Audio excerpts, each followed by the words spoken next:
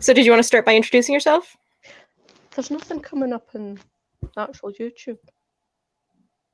Give it a second. There might be a second Right. delay. Okay. There we go. Yeah, I just need to make sure to mute it. That's what I was waiting for. Right. So there's going. There is a delay. Oh, I can't look at it now. Yes, so my name is Jacqueline Kirk. I have a YouTube channel on here. I write fantasy, a little bit of science fiction, and I'm going to be trying out some horror shortly because I do like that as well. And I've been reading a bit more of it. So yeah, I'm looking forward to that. Yeah, so because I forgot to do the intro, this is Fantasy Writers Unite, and we are a little rusty, as you can tell, and today it's just the two of us on here. So yeah, not as many people as usual, but we'll be doing our best. And today the topic as well, because yeah, no Google Hangouts anymore. Yeah, no Google Hangouts anymore. We're trying StreamYard, so we'll see how that ends up. But today's topic is writing slumps. Yes. And the first question is, do you have any idea what causes your writing slumps? Well, funnily enough, it was me that suggested this topic. And that's because at the beginning of this year, I was in a bit of a creative slump. Now, I want to say creative slumps to me are not the same as writer's block. Because I did have, I was in the middle of a project and I knew what I was writing and all that. But then my work decided to the department I was in, they were downsizing. So we had no idea if we were going to have a job. And that was the end of January, and we didn't find out until March. So for that period of time, you're like, I have no idea if I'm going to have a job. Do I look for something else? So that worry and the stress of that put me in a bit of a slump. I didn't concentrate on the project I was doing because I was just so concerned with, real world problems, not Those just are my fictional world. And also, it didn't help. My son also works at the same place, and the two departments that were affected was my one and his one. Oh no! Because he was definitely not going to have a job unless he could find another one. It's a supermarket we work in. Unless he could find another one in a different department, and he'd just moved out a few months before with his girlfriend. Oh no! So I was worrying for myself and worrying for my son. So Yeah. like, oh my god, I don't. So, and no, I couldn't do any much writing at all. So what I had to do is I just wrote. I got a big notebook and I just wrote longhand. I thought as long as I'm writing something, and it wasn't the project house, it was just something random that just popped into my head. No planning because I like to outline or anything like that. It was just something to keep the creative juices flowing. But yeah, that was a bad couple of months because you're just so worried about how you're going to pay your bills and things. Yeah, it's hard to think about anything else when, especially that happens. I know. Yeah, that sounds insane. Wait, I hope it's all figured out now. Yes, I was one of the lucky few that actually got kept on and got a few more hours as well. So. Oh wow! Yes, that worked out well. And it worked out for my son as well. He's ended up in the same department as me, but he doesn't work with me. I'm sure he's pleased about that. He works in the afternoons, I work early morning, so we don't meet. That's probably for the best, maybe. Yeah. For me, I do find like when times get really, really stressful, it is hard to be creative. But another thing that really brings me down is writer's doubt. Yes. That's a really big one. Sometimes I get like so down about my creative skills that it's like, is it even worth it? And then I kind of talk myself out of it. It's a bit like imposter syndrome. Yes, exactly, right? Isn't it? Yeah, you just feel like you're trying to fool yourself kind of thing, right? Yeah, that could be hard. So what's the worst writing advice you've ever heard for writing slumps, or advice you've heard for writing slumps, I guess? One of the ones, this kind of goes into number 3 as well, was just to keep writing anyway. The same thing, whatever project you want, just keep writing in, and it's like, no, I just can't. you just can't focus on it. And no. For Yeah, some people, they can power through. This sort of thing wouldn't affect them at all. They can power through and write no matter what. No, I can't do that, and I couldn't concentrate on just the same thing. Yeah, anyway, that was terrible advice. yeah, I agree with that one also. The worst one I actually heard was so there was a forum thing going on where it was two famous fantasy writers, and we had the option of typing in a question into the chat box, and if we were lucky, our question might be asked to those two fantasy writers. I'm not going to name them because I don't want drama, but my question ended up being chosen, and it was actually about writing slumps. And this very famous fantasy writer said, word for word, "If you need motivation to write, you're not a true writer." So I was actually a teenager when that happened, and so like it actually kind of kicked me out of writing for almost a year, and that was yeah. So yeah, That's a bit like the one, if you don't write every day, you're not a real writer. yeah, Which I completely don't believe false. in either. Completely false. Yeah. I think as a writer, Yeah. you're writing even when you're not writing. Like you're coming up with ideas, you're like developing your characters, right? You don't have to necessarily be writing something down to be a writer at that moment. No. But yeah, no, that was Yeah, yeah, oh. yeah. So that was my horror one. Somebody that's starting out in the rain. No. Yeah, yeah. And then the second writer, who I also kind of idolized at the moment, he just kind of shortly agreed, and so that made it even worse. But I mean, like he was less famous than the other guy, so Yeah. maybe he felt pressured to agree, but I'll give him the benefit of the doubt. So number I was 3. actually I can't remember who it was. I think it was one of the other author tubers, and they said he got into a creative slump because he'd been listening to one of the podcasts, and this is nothing against the people. I think it was Brandon Sanderson's podcast, and they give out great advice. It's a really good podcast, but because he was quite young, he was thinking he had to do everything that they were saying you're supposed to do, even though they'd said you get your own way of doing things. And because he wasn't doing these things, he just couldn't write, because I suppose that's more like a block. Well, it's not writer's block. He knew what he wanted to write. He just thought he wasn't doing it properly, so he just didn't put pen to paper or fingers to keyboard or whatever. And it's like, well, that was an interest. So that sort of thing doesn't bother me, but I can see how it would put other people into a slump if they're not quite self-confident enough in their own talent, which I suppose is a bit like when you were a teenager and they said, well, you're not a real writer if you don't do that thing. Yeah, I think that's the strength to the myths that come with being a writer, and people think that there's like a specific guideline you have to follow, and if you step outside it, you're not a real writer. Oh. And I think that's true with any sort of creative process, whether it's the arts or filmmaking or things like that. You have to kind of take the advice, but then believe in yourself. Yes, well. yeah, exactly. Just dive into your work and forget about everyone else. We'll be a bit of a tangent there. yeah, we're good at that. So we did numbers. I think we're on this one. So is there anything people can do to prevent writing slumps? Well, like I said, when I was in mine, all I did was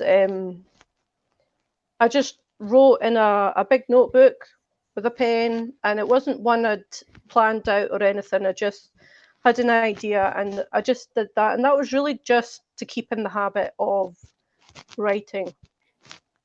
And it worked, and I had quite an interest. And because you're just kind of writing something, and it didn't matter how good it was or if it flowed properly or anything like that, it was just words on paper. And that's all I needed to do. Then after a while, you're kind of like, no, I actually quite like this. So it all starts kind of coming back. And also the relief of having an actual job that could pay my bills with, did help. So yeah, that one. And a lot of people say going outside out into nature and things like that. What was the other one? I've just read it. I sort of had a quick look before we came on just to see what advice was out there. And a lot of it is actually to do with writer's block, which I said I don't think is the same as a creative slump. But one interesting one was when you're out for your walk, just take pictures randomly of things that might interest you. And that might spark something later on, just whatever. Doesn't you don't have to be a photographer. Just take pictures, and then you can look at them later, and it might spark something. And yeah, I thought I hadn't never thought of that. That was quite a good idea. Yeah, I actually do something similar. Like if I'm traveling somewhere that I know kind of has a similar setting to one of my books, I'll be like running over, taking pictures and looking like a complete weirdo because I'm like, oh my God, that lock on that window is perfect. Yeah, exactly. I need to take a picture of that. And people are walking by like, why? But yeah, writer things. I would say that another thing or two important things for me is I have started outlining, and that helps a bit. Not necessarily for writer's block, I would say more so for writing slumps, because like when I don't feel like writing, I read the outline again. And then sometimes that helps a little bit. And then I would say also, self-care. That's really important. Like take care of yourself, mental health, all of that. That I would say is a big one. I always think that's important anyway, no matter what. If you're in a creative somewhere, you're actually in the process of writing a lot, is taking care of yourself and your mental health as well. Yeah, for sure. There is another myth that writers have to be like very depressed people, and some people think they write better when they're depressed. And yeah, there's a lot of studies that show that that's actually false. When you're not depressed, that's when people tend to be more creative. So yeah, studies sometimes are opposite. King was he had an alcohol and drug problem. Well, I don't know about the drug problem. He had an alcohol problem early on in his career, didn't he? Yeah, I think so.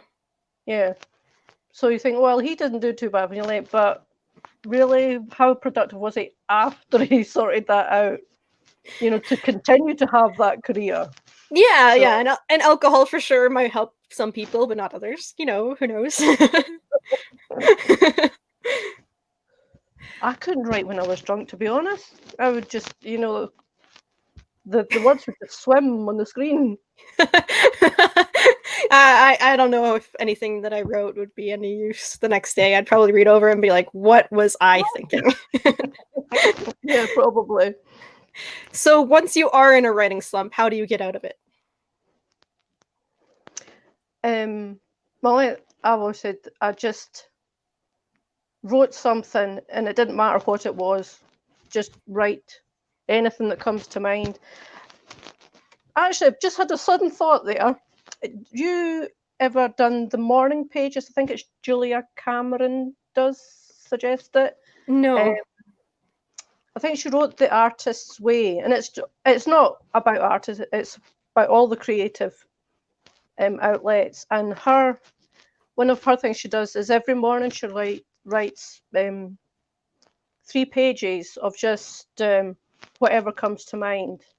And a lot of writers know that, also do that as well, do their morning pages.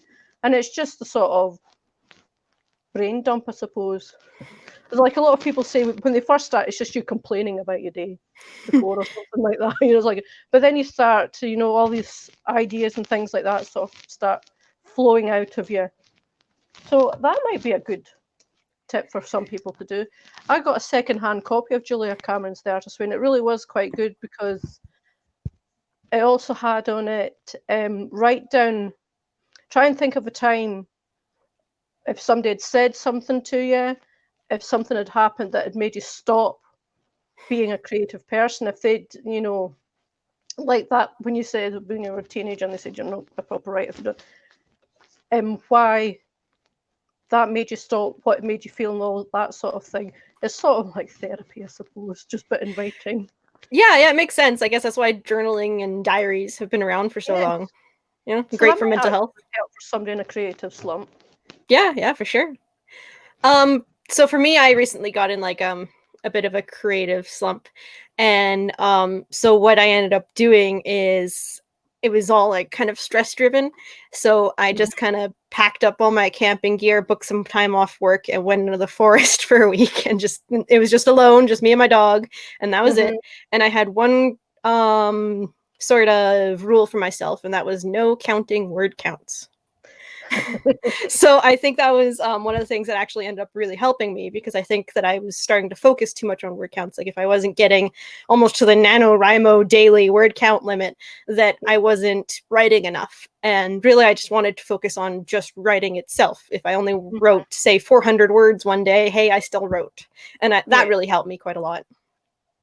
So I think when I was in my little journal, whatever it is, word counts, they just don't work for me. So like you say, you just focus on how many words you're supposed to get for that day and not what the actual words are. So I put it down to, I think it was chapters. I've done that chapter and I've done this one. And then I just marked it off and I did it that way. I stopped worrying about the word count. I mean, today I was actually supposed to be doing, I think Mandy Lynn was doing a 10K writing challenge again. I did the first two. The first one I didn't manage it. The second one I did.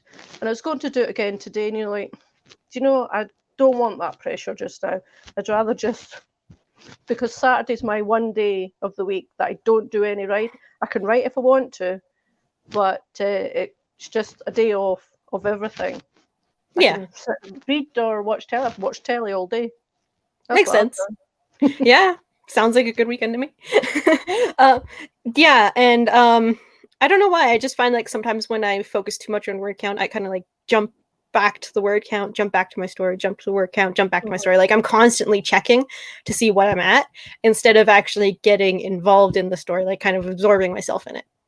Yeah. It's just, yeah. So when I was in that creative slump, I was still doing my dragon book that I keep calling it. This has been, and I feel like I've just been writing this for about a year and a half. And now it's done. Like I say, there was that 2 or 3 months where I wasn't really doing anything except just writing in my notebook. And now I think I just put a video up. It's my plan for the rest of the year, and it's just going to be lots of rough drafts. I think I've got 9 planned out. I don't know if that, and they're all different lengths. Some are just like novellas. They're not like full-length novels. But it's just to do the rough drafts. It's like Kate Kavanagh does, the zero draft sort of thing. It's just get it written down, the story out of your head and onto paper. And then you worry about it. It's like a very detailed outline, I suppose. You think that. So that's what I've got planned for the rest of the year. And I'm actually quite excited about it. Because, like I said, that dragon, I love the story, but I feel like I've been writing it forever. And now it's all new things, the new shiny big idea, you know. Yeah, I get it. Yeah. So I'm really looking forward to that. So. Well, and actually, the rest of the year. And actually, probably that is a great writing slump tip, is sometimes it works just to put your current story on temporary hold and start something shiny and new. Like you're not giving up on it, you're just taking a small break. Yeah. It's done with just now, and I'll leave it till the beginning of the year and then get into polishing it. Yeah. Hopefully. I think that's awesome. So, does anyone have any questions? Hello. DL Stewart says, "Hey guys." Hello. Yeah. Hi. And then when I get into a writing slump, it's usually because I am getting burned out on the story that I'm working on. So I will usually jump to a side project that I have started. Wow. Okay. So we are on the same track as him. Took the words right out of our heads. Yeah. Sometimes you just need that new project to sort of cleanse the palate, and then you can get back into the main project again. Yeah, so we completely agree with you. Yeah. Any other comments or questions? Or are we pretty much done? My live chat's not working. How many people? Is anybody watching us? It says on mine that there's a whole 2 people. Wow! Yeah. So thanks, guys. Thanks for coming to watch. Yeah, that's awesome. Okay, so Well, that wasn't too bad. We've got getting back into the flow of things again. Yeah, And yeah. hopefully we will have another one out shortly. Maybe next Yes. month. Yeah. I think it was Diana who's gonna do the next one on her channel, I think. Uh-huh. So we'll figure out more about that after. We will worry about that later. Yes, yeah, because I'm not sure where that's at. So yeah, thank you for watching, everyone. Did you want to put in any plugs into your website or anything like that? Well, actually, we'll need to change the link down below because it's now just JacquelineKirk.com. I actually have a paid website that I'm paying for. So fancy. It's all because you do it, you spend all that time making it all nice and shiny, and then you don't go back to it for weeks. You're like, oh wait, I've got a website. I better go check it. Makes sense. I better go check the website. Okay, so yeah, I think that's it for the video. Thank you for watching, everyone. Thank you. Bye. Bye.